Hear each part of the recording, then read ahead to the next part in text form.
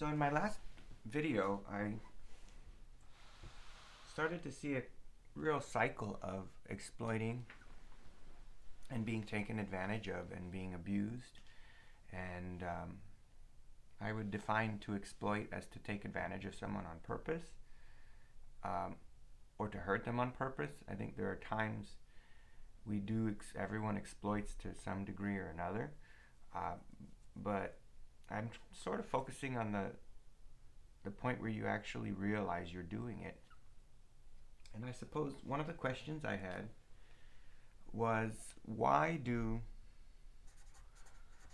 some have the ability to overcome it? So why can some overcome the cycle? So we know that typically people who abuse were themselves abused. So an example, let's say you were molested, you have a chance of growing up and being someone who molests. And so the person who's doing the molesting was more than likely themselves molested. However, not everybody who grows up who was molested repeats that cycle. Let's say you were hit as a child or neglected. There's a chance you're going to grow up and repeat that cycle, but there's also the ability not to repeat that cycle. So I started to think, it comes down to two things. You're either going to continue to remain hurt and exploited and wounded and abused as a cycle, or you're going to one day grow up and have some money and some power. And let's say you're a child and you grow up and now you're the head of a household and you're a mother or a father. You now have power. And let's say you grow up and you're a government leader or a business person. You now have power. So I guess the question becomes, when you have money or power, after you've been someone who has been hurt, abused, taken advantage of, exploited, when you have power, will you do the same to others? And in some sense, will you grow up and become the same monster that others were to you? And it seems like we sort of have this cycle where we want revenge, or we don't even realize we're doing it. So if to exploit is to do two things: to hurt intentionally, as well as to take advantage, and there are varying degrees. The abuse could be very small or seemingly small. It could be mental, it could be physical, it could be sexual. But I think the first step is to stop wounding and stop causing the person to be a victim. So that's part of the first step, is to stop the hurt, stop the taking advantage of. Now, that's something where they need safety and security and basic needs. So I would think one of the most important things first is to do the opposite of that. And we could say that's love. So the opposite of hurt is to nurture or protect.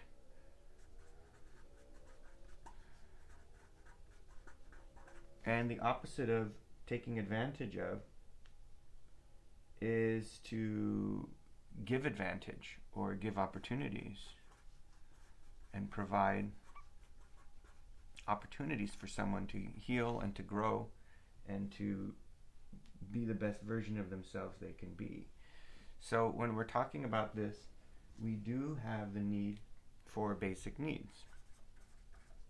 Everyone deserves basic needs. Safety, security, food, shelter, water, the ability to not be overly stressed, the ability to, again, be safe and not be in an abusive situation. A lot of these topics got me thinking about different side topics, I guess you could say, and thinking a little bit about basic needs. It made me think a little bit about jealousy.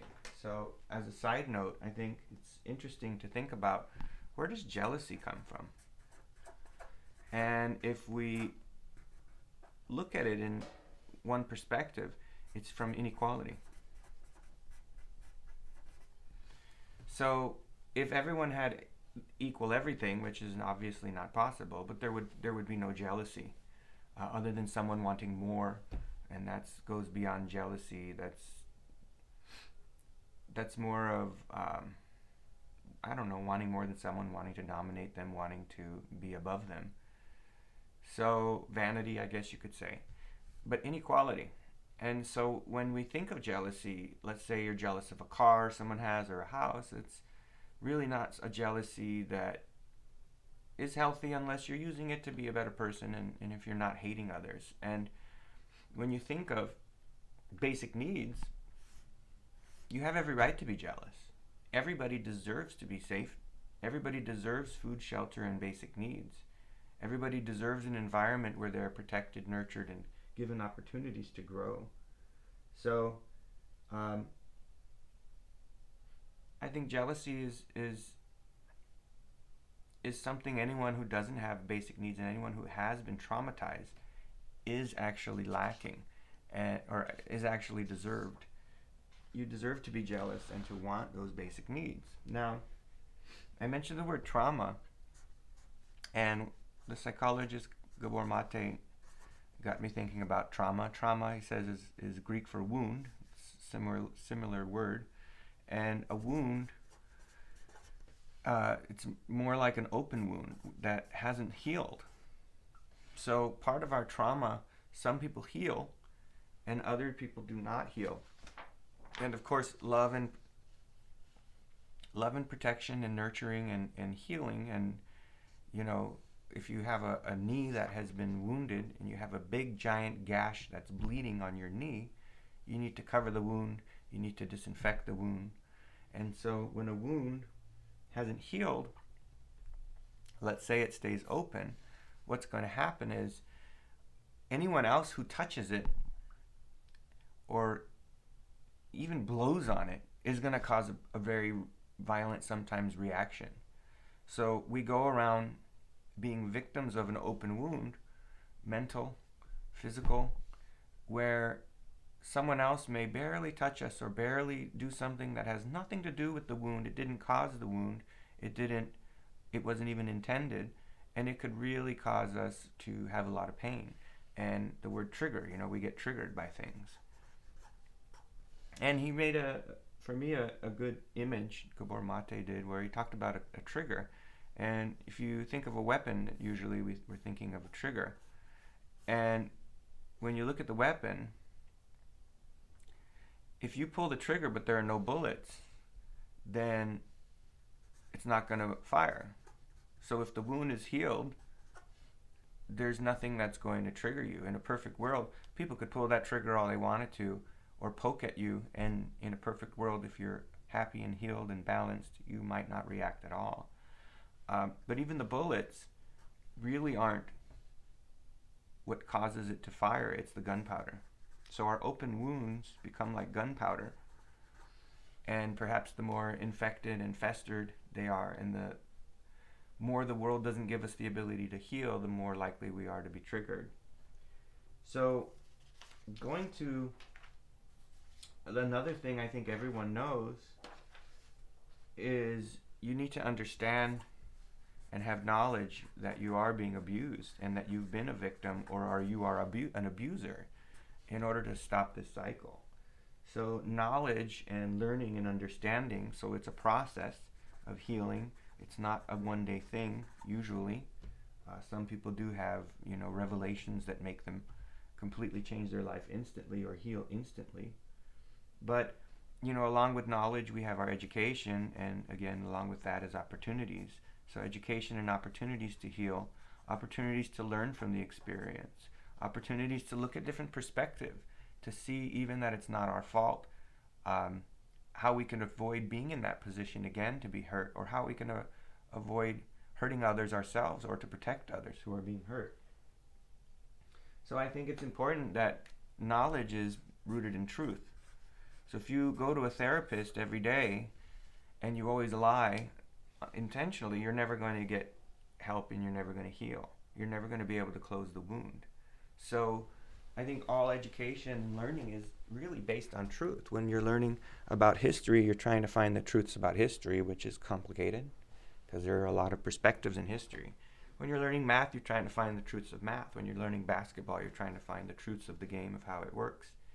So, understanding your own situation needs to be rooted in truth. And I think as we heal and grow and develop into better individuals who can heal, we're not better in a negative sense. Everyone's a great individual. Everybody's amazing. Everyone's perfect. Their own essence is. But we need to be rooted in truth and telling the truth. And I think that's a big first step, especially when you've been a victim of addiction.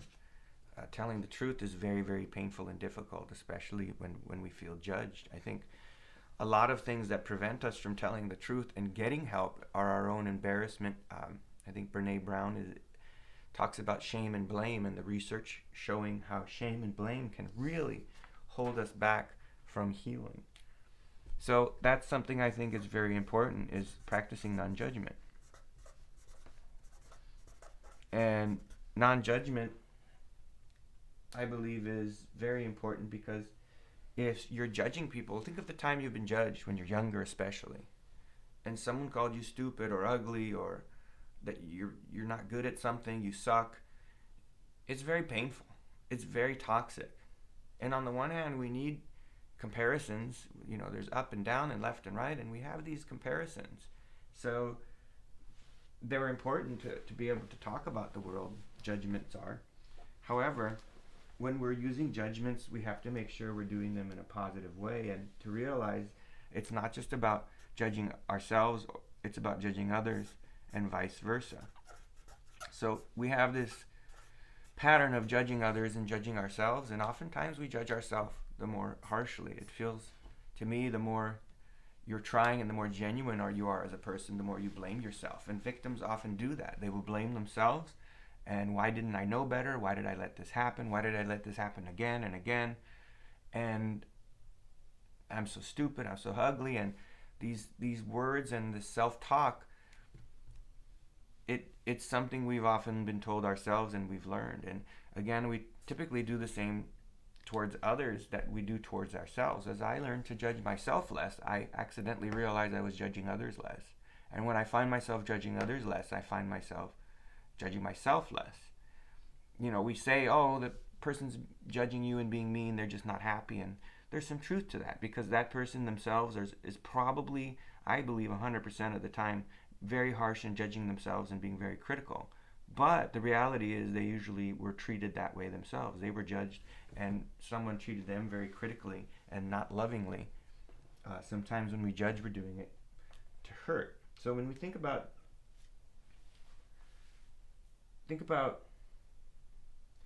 first of all, telling the truth and also non-judgment.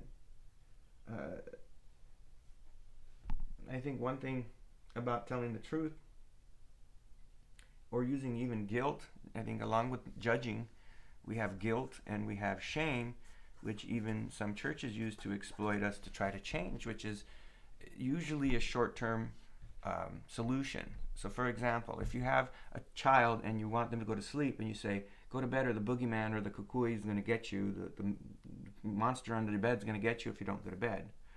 That little boy is going to grow up either terrified for the rest of his life. I think like some of the religions, let's say, might use hell to terrify people into changing, rather than teaching them what's good about living a certain way, or trying to scare a kid into a bad future and wanting them to learn in school rather than teaching them how this is going to help them have more success and keep them successful. But the boys either going to grow up terrified or they're going to grow up and realize that their parents lied to them. There is no boogeyman. And I think even with institutions like schools and churches, once you've been caught lying, it discredits everything. They say, don't throw the baby out with the bathwater. Don't throw everything out when there's flaws in something. Throw out the bathwater. I think we tend to do that, and we might never trust our friends or family again, or a church, or a school or institution, if we've used the judgment of guilt and shame. And I believe, personally, I like to take Jesus as an example of someone who was trying to help others overcome their pain and suffering and trauma, and have their basic needs. And he specifically said multiple times, I didn't come to judge. There's one time he says, I came to judge so the blind can see, and those who think they can see can be blind. And in fact, the translation is, I came into judgment. I came into crimes in this world. I came into judgment and condemnation in this world, so that the blind, or those who seek, can see, and those who think they see can be blind. He actually says other times he doesn't come to judge. So I think non-judgment is a very difficult thing to do, but it's very important when you're trying to love somebody and allow them the opportunity and the environment to heal. But the other thing is about comparison is in nature. So we talk about sportsmanship a lot, and we know how important it is. And think about in nature.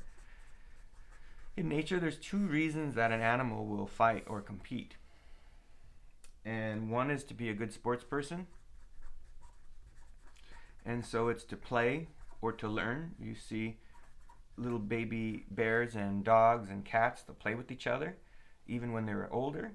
And it's to play and to learn and improve their skills, and even defensive skills, so they can fight if they need to. And then the other time that they will fight and compete is really insecurity and fear. So insecurity and fear could be food insecurity, or protecting their environment and their defense, or they're just afraid that they need to kill an animal before they invade their territory, so they're insecure about their territory or their life. So when we think about comparing, which is something we do all the time, we compare our grades in school, we compare athletically, we compare in many different ways. We need to ask ourselves, are we doing it playfully and to learn and get better? Because everyone in sports knows that your competitor shows you where you're at and brings out the best in you. So if something's or someone's bringing out the best of you, you need to be a good sports person. Someone who's not a good sports person can begin to hate the other person or push the other person down. So we don't want to hate others. We don't want to push others down or pick yourself up. So one of the things, on a side note, talking about sportsmanship, is, when you talk about humility, a lot of cultures and religion talk about being humble, and the word humble means to place yourself lower than others. And why is it that a leader needs to be humble? It's so important because how can you lift others up unless you're below them? If you're not humble, right, the opposite, you're going to put yourself above. And when you put yourself above someone, you're going to be pushing them down. When you put yourself below someone, that's only when you could lift them. Think of lifting weights. If you put them under your feet, you cannot lift weights. When you put them above your feet or on your shoulders, you can actually lift up the weights. So, in being a good leader, in your home, leader in your community, the leaders of our country, the question is, does a good leader exploit others and hurt them on purpose or take advantage for power and money? Or do they do the opposite? Do they lift up, nurture, and support? One of my sisters once said she's discovering being a good leader is making those around you better. And not only that, the importance of being humble also has to do with not hurting others. So if you've won, you've already won. And so sometimes our ego makes us want to gloat and rub it in, but that's going to hurt other people, and it's going to make them feel bad. So do you want to feel good at the expense of hurting others? Or do you want to feel good because you're successful? And again, are you being playful and learning and growing as a good sports person? Or are you pushing others down, hating them, putting yourself up in order that you might feel better?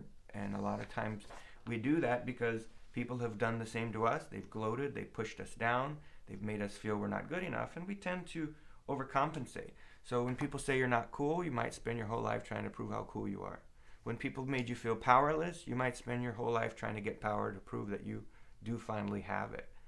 So just something to think about humility and why being humble is so important.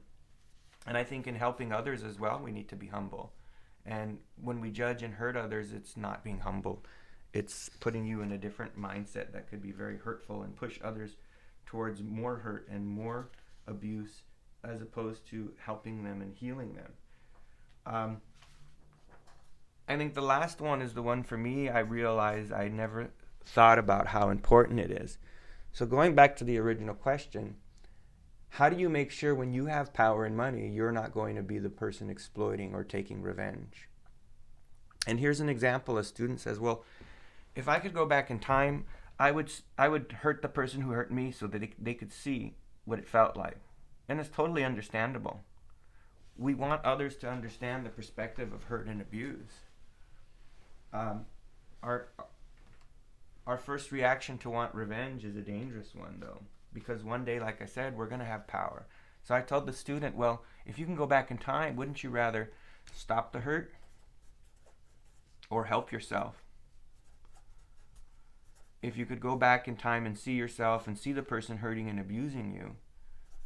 So obviously we can't do that physically, literally. We can do that psychologically. But my thing was to the student, well, then why don't you do that for others? So rather than growing up and putting others down and hurting and abusing others the way you've been hurt, how about instead we try to stop the hurt of others who are being hurt and abused and taken advantage of? Or helping those people to stop the abuse, whether it's mental, physical, drug abuse, sexual abuse, and exploitation. So I had an example, and again, this is all making me really think. Let's say you're on the beach and you're in Hawaii with your best friends and your family, and all you're thinking about is the person who hurt you or your enemy. And all you're thinking about is the revenge that you want. Well, then what's the point of being in Hawaii, having a good life, and being in a situation with people you love if all you're thinking about is revenge? Right? So what's the purpose of a good life if you're just going to be miserable thinking about getting revenge for the hurts that you had, which again is a process of healing and letting go of these things. And the fourth one is forgiveness. So the idea of forgiving, again, like everything, there's opposites, and it's forgiving yourself. I think victims are often people abuse. We blame ourselves. We think we deserved it. We're very hard on ourselves. I think the more we're trying to go in a positive direction, the more we are going to blame ourselves. The other thing is others. So again, I found when I forgive others, it helps me forgive myself. If I can't forgive others, I can't forgive myself. And forgiving myself helps me to forgive others. Just like listening. You listen to others when you're younger especially, it teaches you to listen to yourself and be your own person and be in control of your time and your schedule and your actions. So people will get upset about forgiving. First of all, it has to be in your own time. You can never force somebody to forgive, just like you can't force somebody to love. It's very hurtful to be told to forgive someone. Someone once told me, why don't you forgive so-and-so? You can't be a whole person. And I was like, well, you don't even forgive the person's similar situation in your life. Why are you talking to me? And you don't know what they did to me. It's you don't know the hurt and the pain they caused me and the trauma. And of course, that means I hadn't healed yet. And we have to think about what forgive means. It's to give away. So they used to say, you're forgiving your daughter when you gave her for marriage. You give her off. So to give something away doesn't mean to forget it. You don't want to forget it. We need to remember certain situations and certain trauma so it doesn't happen again, or so we can notice it and help others stop the pain and help them. So it's not about forgetting. It's about letting go. And that's a process. Sometimes understanding and looking at the situation and looking at maybe why someone might have done something doesn't change it. More often than not, we understand now that people who've been abused tend to grow up into the abuser. So not everyone who's been abused abuses. Again, there's a big difference. But the people who do abuse and hurt, seems like always to me, but studies show more often than not they were abused or they were shown how to do this. So, in my own situation, I just have been fortunate to see and sometimes learn someone and how they've been treated when they were younger. I mean, for example, there was someone who was very judgmental and hurtful in high school and would always find the most sensitive area and just pick at it and to make you upset and hurt your feelings, and it really would bother me. And one day I was in the car with them and their mother, and they asked about their grades and they were failing some, and the mom says, "You're stupid. Well, it's because you're stupid and you're fat." And I laughed because I thought the mother was kidding, which is a terrible way to joke, but I couldn't believe that they were serious. And I look at the person sitting next to me and they were about to cry, and it made me realize, oh, they're doing the exact same thing to us sometimes that others have done to them. Their own mother, being very critical. We sometimes think that being judgmental and guilting, it'll get someone to do better and improve. And again, it's usually a short-term solution. And it could cause a lot of very negative feelings about ourselves and insecurities. And when things aren't going well, there's usually a reason, and there's an insecurity and a problem. And sometimes that'll make it worse. So, oftentimes people who traumatize and abuse us, they were caught in this cycle. And again, they grow up with power and suddenly they become the abuser. And so I never realized, how do we make sure we not become the monster that treated us so badly? And if we don't have forgiveness, we're going to have the mentality my student had mentioned, where you want revenge. And it's toxic. Studies show people who forgive or let go obviously stop obsessing. So you have a direct benefit to yourself. There was a time where I couldn't let go of something. And again, so if you're in Hawaii thinking about that person and you're just angry and want revenge, and they don't even know you're doing that, so you're just ruining your own life that you've built, your own good life and your good vacation and situation. Oftentimes our enemy that we're obsessing about, they don't get anything from it, so we're only hurting ourselves. There was a time I was upset with my father, and I was just upset. He didn't hurt him very much. He didn't really realize it. And if I didn't go visit him, I didn't hurt him so much as I hurt myself and my mother, and not being able to visit my family. Not being able to let go is something where you can lead to the attitude of wanting revenge.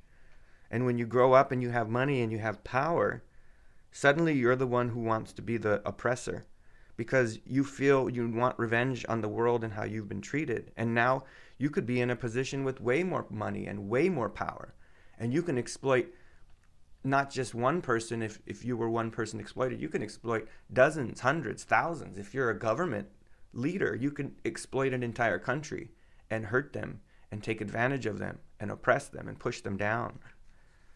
So I really think I underestimated the absolute need for forgiveness and letting go, but how obviously all of this is a process. Love and basic needs and nurturing and protection and safety is obviously necessary. You need to stop trauma if you want to heal from trauma. If your knee is wounded, you can't keep poking at it and picking at it and expect it to heal. You have to put it into a healing environment. You need to know and understand and have knowledge to understand what happened. You have to be able to have knowledge and truth to be able to see the perspectives of what happened and how to heal, but also to make sure you don't even repeat the cycle. You need to realize we're the harshest critics of ourselves, non-judgment. I don't know if it has an E, it might. I apologize for that. But non-judgment is so important towards others. And I think, again, we've created a culture unknowingly even in churches where they try to exploit people and mean well. They might even mean well, where they try to exploit their feelings, is what I was going to say. Using guilt and shame is trying to take advantage of someone's emotional response to get them to do the right thing. It's a short-term solution with very long-term consequences. And so shame and blame becomes very toxic in the long run, even if it might give you some results. It's like cheating. It gives you results in the short term and it has consequences in the long run. You're not going to know where you're really at, and you're going to be lying, and you're not learning the skills you need to know, and creating a sense of unfairness. So there's all these other bigger issues that go with it when you cheat. But the fourth one, like I said, I didn't realize how important it is. If you're being abused, you become the abuser if you don't learn to forgive. It makes me understand why Nelson Mandela, after 30 years in prison, he really made it an issue not to return evil and violence for evil and violence. Because now we're in power, we become the same oppressor.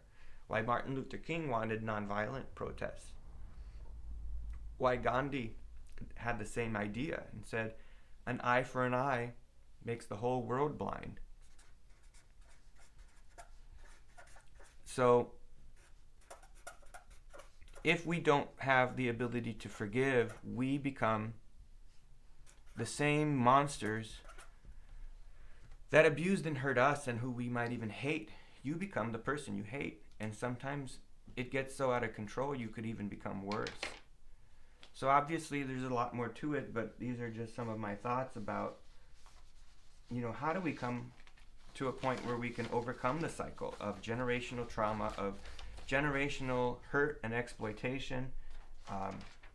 It's probably these 4 things that will really help us on our course. So hopefully you found this useful. For me, it's just exploring perspectives.